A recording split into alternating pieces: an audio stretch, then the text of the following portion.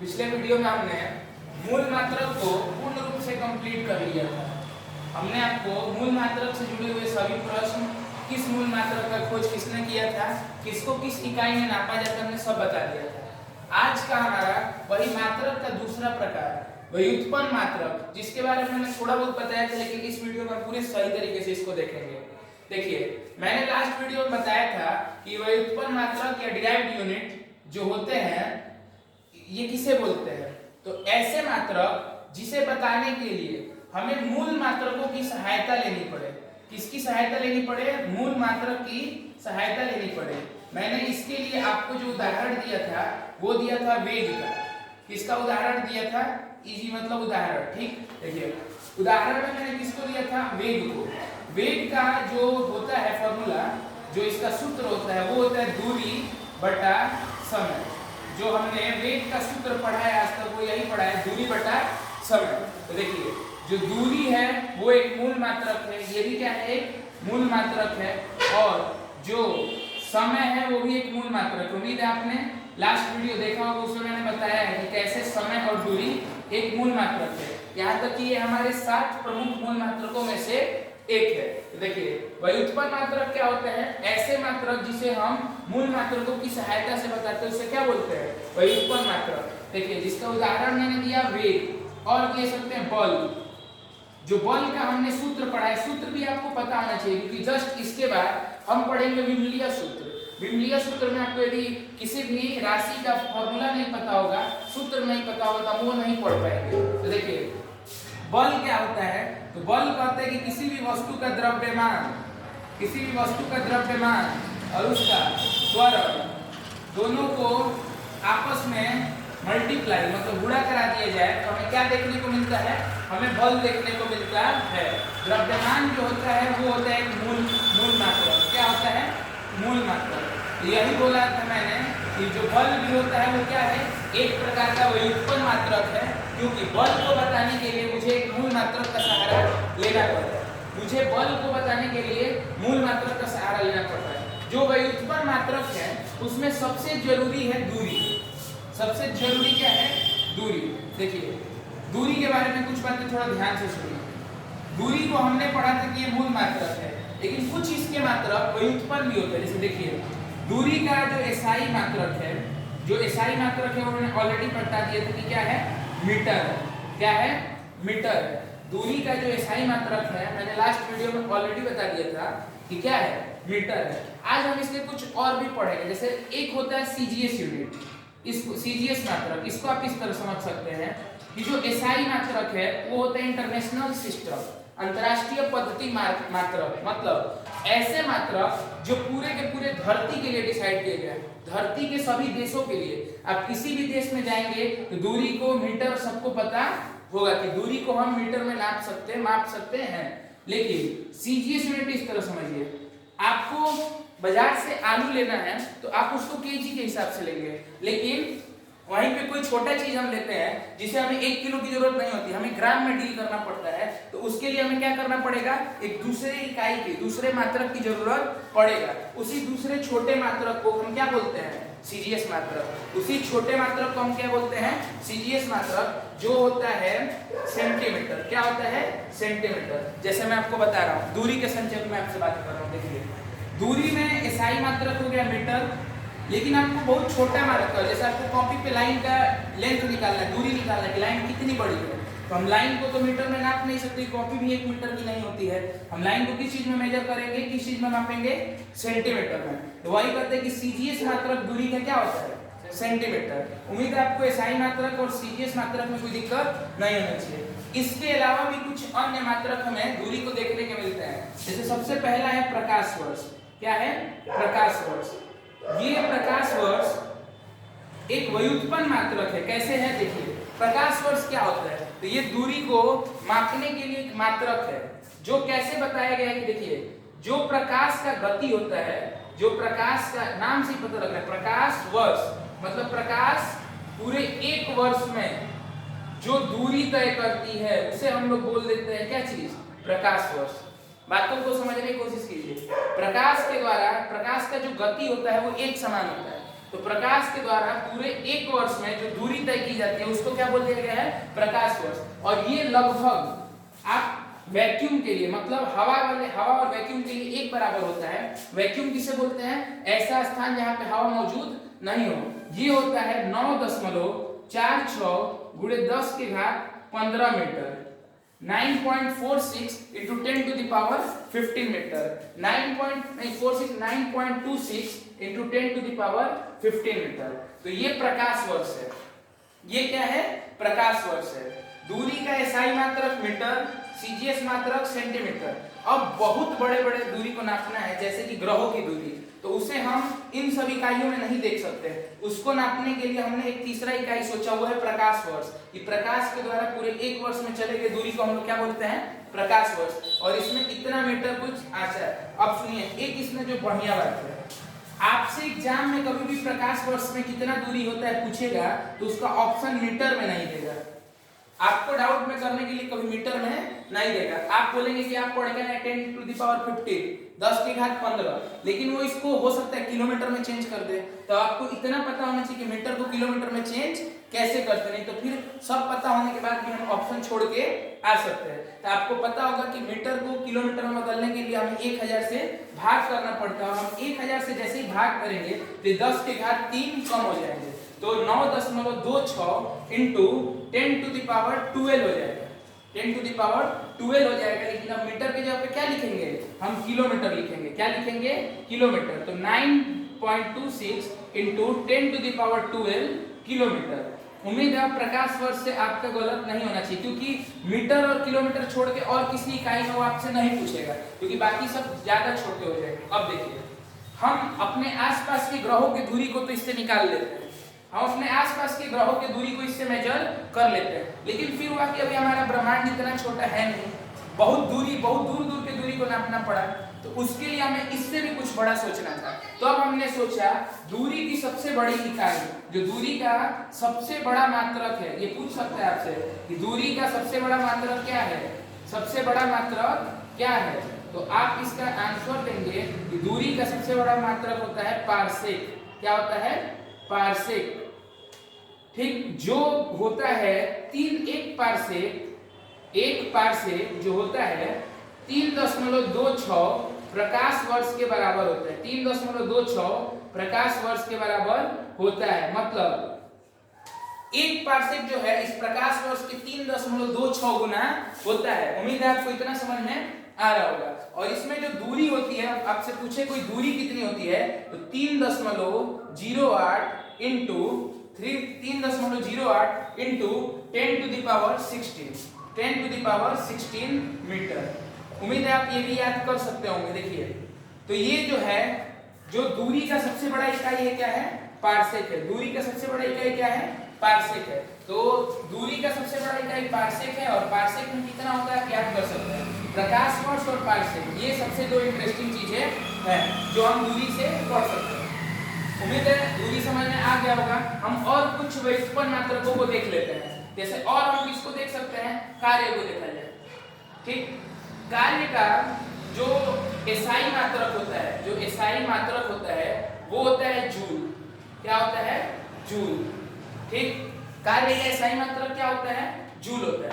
फिर वही बात आ गई कि इसका सीजीएस मात्रक भी तो हो सकता है। जब हम बहुत कम कार्य करें तो हमें किस चीज की मेजर करना पड़ेगा, छोटे चीजों में। तो इसका सीजीएस मात्रक क्या होता है, अर्ग होता है। क्या होता है, अर्ग होता है।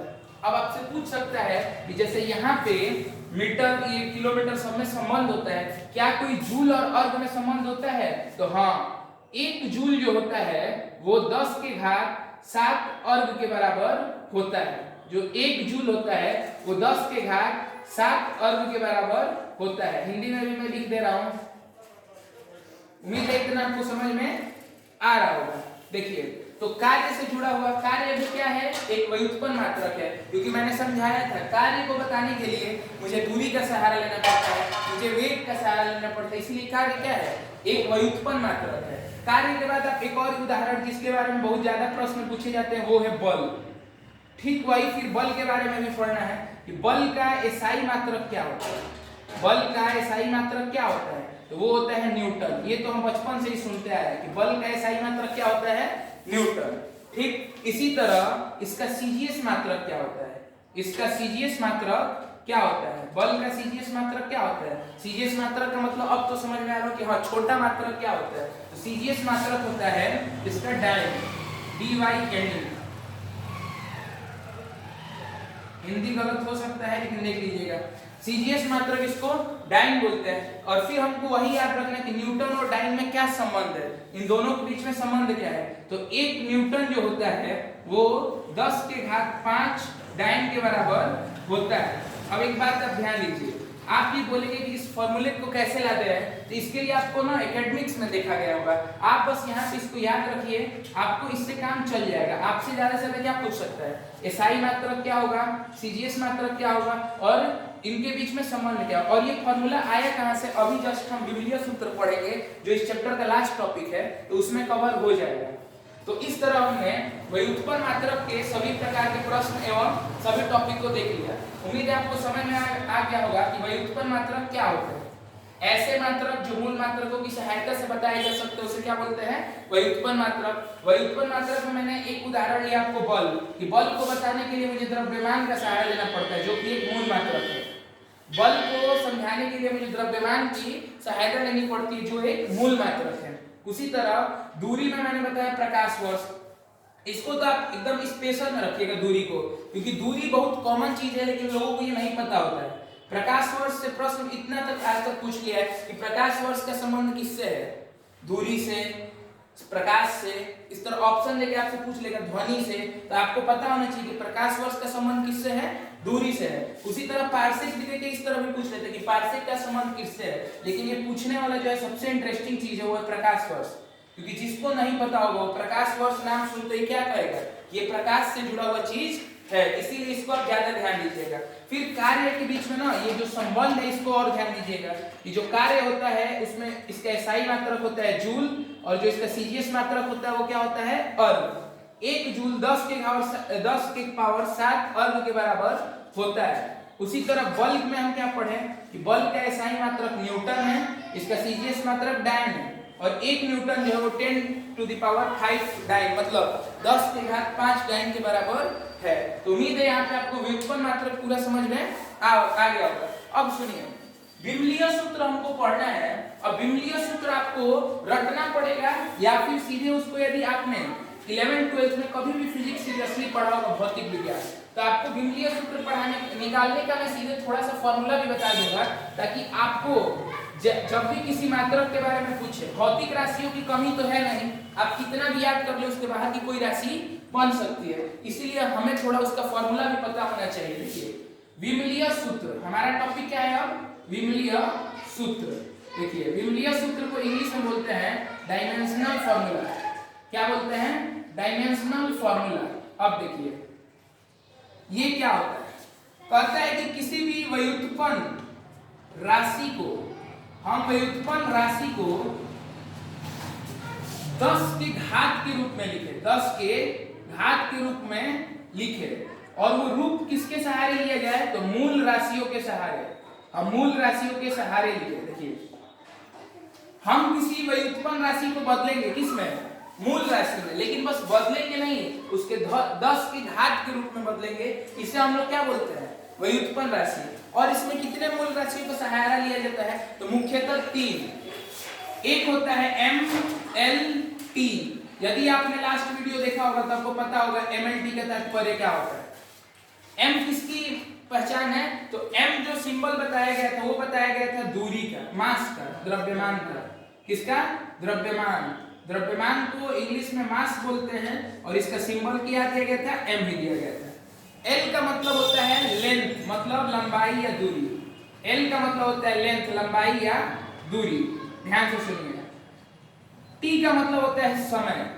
ये तो आपको इतना तो समझ में आ रहा है। तो वही कहते हैं कि किसी भी व्युत्पन्न राशि को हम MLT के घात के रूप में बदल दें, या फिर ये बोला जाए कि मूल राशि के घात के रूप में बदल दें, इसे हम लोग क्या बोलते हैं, विमिलीय सूत्र बोलते हैं। जैसे मैं आपको एक बात अभी समझा रहा हूं, अभी मैंने बताया कि वेग जो है वो होता है दूरी बटा समय। क्या होता है, दूरी बटा समय।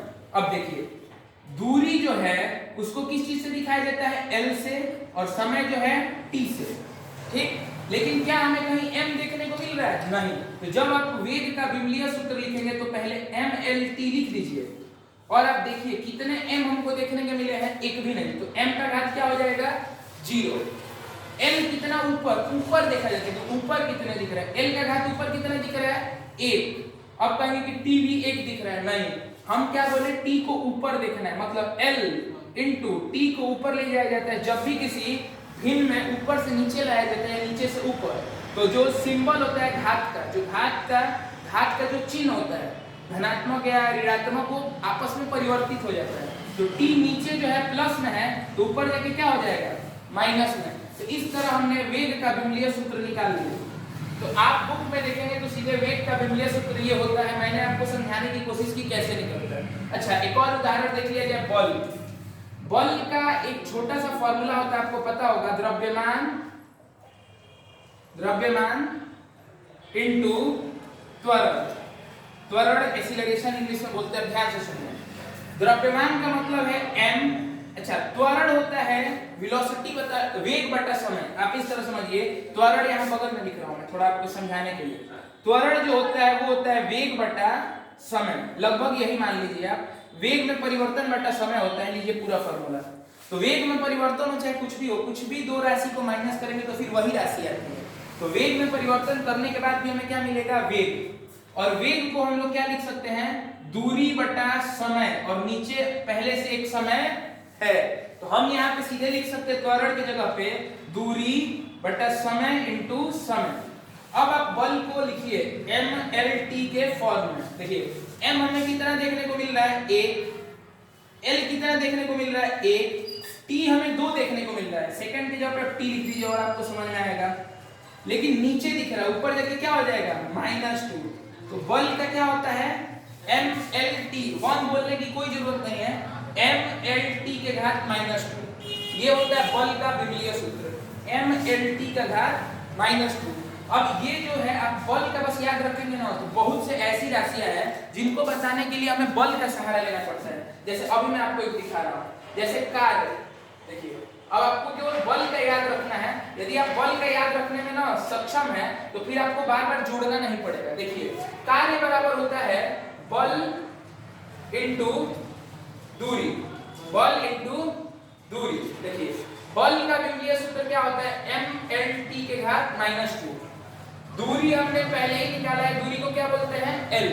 अब केवल सीधे इसका विमीय सूत्र पता ही है, दूरी लिख के अब दोनों को देखिए, l के घात यहाँ पे 1 है और यहाँ भी 1 हो गया, दोनों मिलके कितना हो जाएगा, 2।